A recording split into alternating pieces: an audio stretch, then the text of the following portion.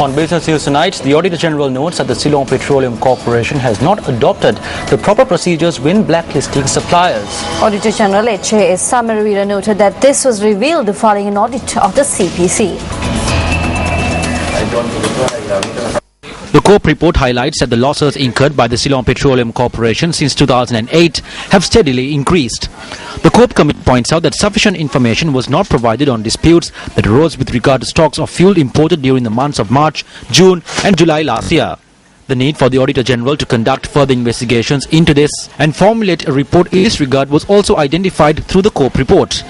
This report, compiled by the Auditor General, has been submitted to Parliament. We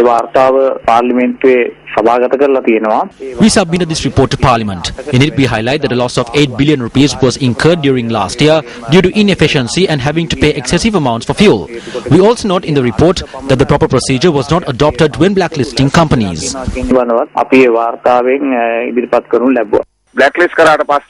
After blacklisting a company, stocks from that company cannot be accepted. Then there will be setbacks in the oil market. So we will have to resort to spot purchases. At that moment, we will have to pay in accordance to the supplier's price. That is why the Ceylon Petroleum Corporation has incurred a loss of 8 billion rupees because of fuel being purchased without any transparency. They have purchased stocks of fuel from blacklisted companies. Because of these purchases, the CPC has incurred over 8 billion in losses.